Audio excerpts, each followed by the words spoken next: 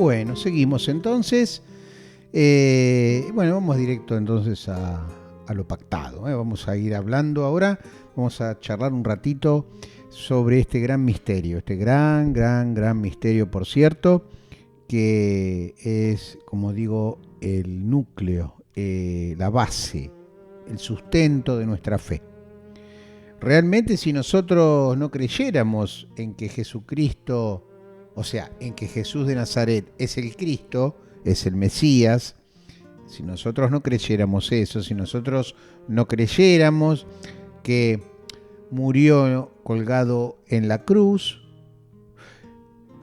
y que al tercer día resucitó de entre los muertos, que estuvo junto a los apóstoles hasta que ascendió a los cielos y que está sentado a la derecha del Padre, si no creemos todo eso, bueno,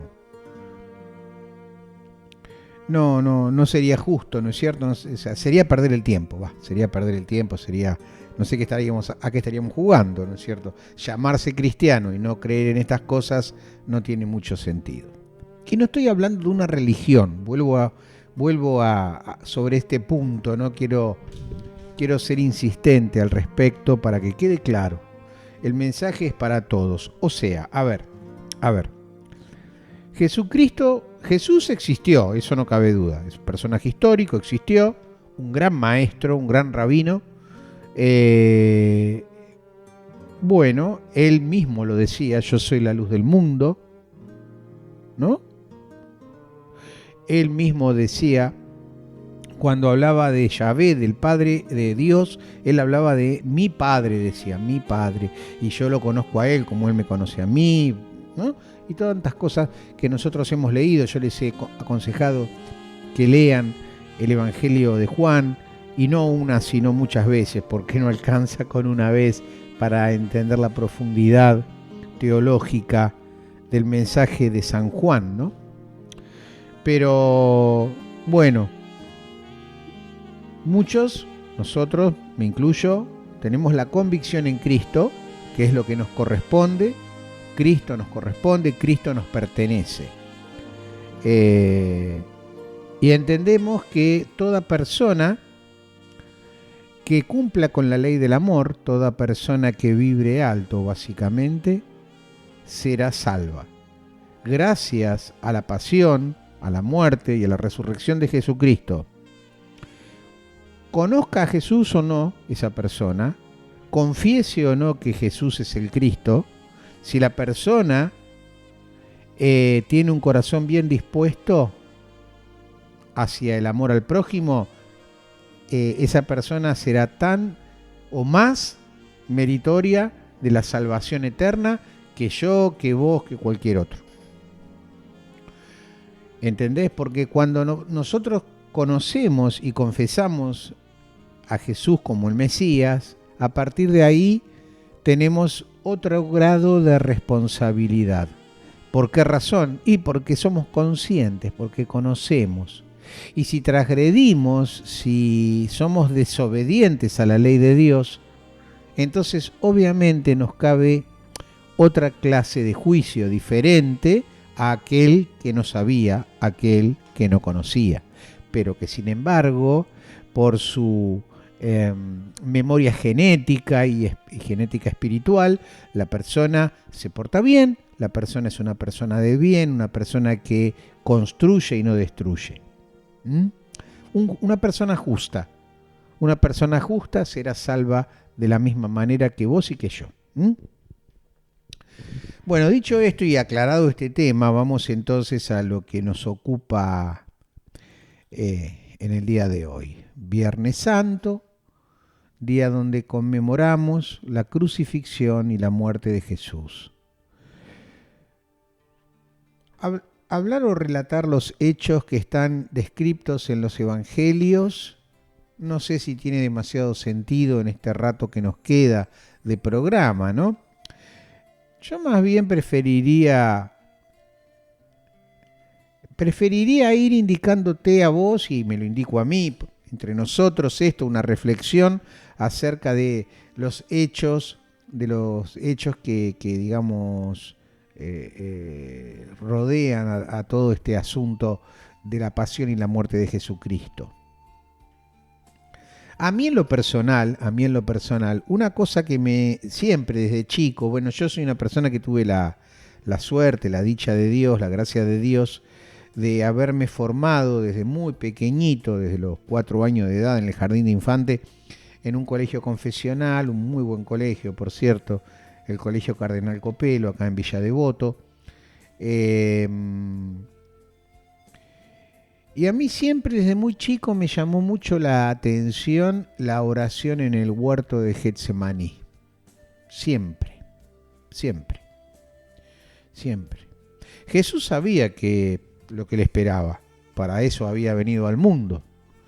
Y qué bárbaro, qué sentido ese momento donde él le dice a sus amigos que se queden con él, que lo banquen. Bánquenme, les dijo, porque estoy triste, porque me agarra una sensación, una angustia terrible. Esas angustias que, ¿quién no ha sentido alguna vez? Ay, ese dolor en el pecho, esa cosa que te viene que vos decís, no quiero estar acá en este momento, ¿no? Bueno, imagínate vos, él sabía lo que le venía, pero él era manso, él era obediente a su padre. Y se puso a orar, y eso a mí me llamó mucho siempre de chico, sobre todo te digo, y hoy, siendo un tipo grande como soy, me sigue conmoviendo de la misma manera. Ese momento de oración donde él se aparta un poquitito de sus amigos y se pone a hablar con su Padre Celestial y le dice, ¿no es cierto?, que le aparte de él ese cáliz, que no le haga beber esa copa, pero sin embargo siempre insiste que se haga tu voluntad, Padre, y no la mía. Y dicen los evangelios que su sudor fue sudor de sangre. Y médicamente se sabe que ante una situación de extremo estrés, yo no te lo sé explicar médicamente por qué sucede, pero podría suceder, hay casos documentados de gente que ha sudado sangre. Y parece que, bueno, este fue el caso de nuestro Señor. A mí siempre me llamó eso mucho la atención y porque muestra la faceta humana de Jesús. Cosa que Juan, el evangelista Juan, siempre se encargó de marcar. Él mostró siempre y ensalzó mucho la naturaleza divina de nuestro Señor Jesucristo. Sin embargo, a la hora de la pasión y muerte, también marcó algunas cosas que tenían que ver justamente con su naturaleza humana. Y fíjate vos, ¿no? Fíjate vos, cuando él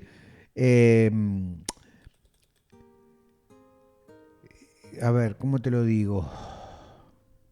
Cuando Jesús se acercan los soldados romanos para apresarlo, ¿no es cierto? Pedro saca la espada y le rebana la oreja a uno. Y Jesús agarra y ¡pum!, le pone la oreja en su lugar. Hace un milagro en el momento. O sea, en todo momento él estuvo siempre pendiente también de los demás. La misericordia. Ese Jesús misericordioso del que tanto hoy se habla, ¿no? Y lo tenés ahí en acción. Lo otro que siempre me llamó mucho la atención a mí y digamos, no sé, me genera una sensación de orgullo, realmente de orgullo por Jesús, es cómo se la recontrabancó cuando Pilato lo interrogaba. Porque ustedes tienen que pensar esto, vean lo siguiente. En realidad, el pueblo de Israel no fue culpable de la crucifixión de Jesús. Esto es así, mira, porque esto fue toda la vida igual, no es de ahora nada más. Ahora tenemos las redes sociales, tenemos la televisión, la radio, qué sé yo, ¿no? Para, de alguna manera, influir sobre la opinión pública, ni hablar de las campañas de los políticos y demás, ¿no es cierto? Que bueno. Pero toda la ingeniería social, ¿no es cierto?, que se ha desarrollado en las últimas décadas, y sobre todo sobre lo que es las redes sociales y todas estas cuestiones. Pero en la época de Jesús, que no había nada de todo eso, sin embargo, el Sanedrín, liderado por Caifás, el sumo sacerdote, tenían intereses políticos muy claros, pero muy claros. Entonces, y además estaban, a ver, Caifás estaba en una convivencia política con con Pilato, ¿me entienden? Entonces, o sea, estaba, y también con Herodes, porque Herodes era el gobernador de Judá, ¿me entendés? Y lo dejaron en su cargo, y también dejaron al sumo sacerdote, a Caifás, porque Pilato era un tanito vivo, no era ningún tonto, él sabía, viste, que si no se mantenía una diplomacia con el pueblo, y podía haber rebelión, y después Pilato iba a tener que rendir cuentas a Roma, no era ningún gil. Entonces, ¿qué pasa acá? ¿Qué es lo que a mí me llamó la atención y te digo, me da orgullo? De cómo se la bancó, como un verdadero hombre se la bancó Jesús. Primero, cuando fue apresado y fue llevado delante del Sanedrín y lo interrogaron, y el tipo contestaba lo justo y necesario, y cuando luego lo llevan a Pilato para acusarlo ya porque lo encontraron culpable, ¿no es cierto? Porque llamaron falsos testigos, el Sanedrín hizo de todo ahí. Lo que pasa es que cuando Jesús mismo dice que él era el Hijo de Dios, listo, se rasgaron la vestidura y dijeron, no hace falta ningún testigo más, ¡pum! Y lo llevaron ante la autoridad política de la época, que era Poncio Pilato. Y obviamente Pilato lo interroga, y Pilato lo encuentra inocente, como diciendo, este no hizo nada, habla nada más, se va de boca. Y Jesús no le contestaba, y Juan dice que Pilato estaba maravillado de cómo se la bancaba a Jesús, ¿no es cierto? Le gustó la hombría, le gustó la valentía de Jesús. Vos fíjate qué interesante. La señora, la esposa de Poncio Pilato, sí creía que Jesús era el Mesías, a pesar de que ella era italiana, era romana, ¿no es cierto? Ella pertenecía al imperio, y sin embargo, evidentemente hubo ángeles que le comunicaban cosas en sueño, y ella vio en sueños premonitorios que iba a morir este hombre inocente, y que esto iba a traer muchas consecuencias. Y ella va y le advierte a su marido, mirá, no lo ejecutes a este, exoneralo, porque mirá que yo tuve sueños premonitorios muy pesados con respecto a él. Pero claro, Poncio Pilato le dijo, rajada acá, qué sé yo, y acá mando yo, dijo, ¿no? Y bueno, parece que Pilato, cuando vio que había posibilidades de que porque el pueblo, a ver, yo vuelvo a repetirte, no fue el pueblo de Israel el que crucifica a Jesús. Esto fue un grupito, un grupete, que estaba formado por el Sanedrín y algunos simpatizantes más que arengaban al resto del pueblo para que, ¿no es cierto?, hagan lo que en realidad el Sanedrín quería. O sea, influyeron, hicieron lobby, Y así fue que, si ustedes leen el Evangelio de Juan, van a ver que, el de Mateo, creo que es. Bueno, en uno de los Evangelios, son muy similares, ¿no es cierto?, los relatos. Cuando Pilato les dice a quién quieren que crucifique, porque ¿se acuerdan? El famoso Barrabás era un preso de la época, y estaba la costumbre en la Pascua judía de soltar a un condenado. Y saben que encima este Barrabás también se llamaba Jesús, que poca gente lo recuerda o lo tiene presente, ¿no? Mirá cómo son las cosas, ¿no?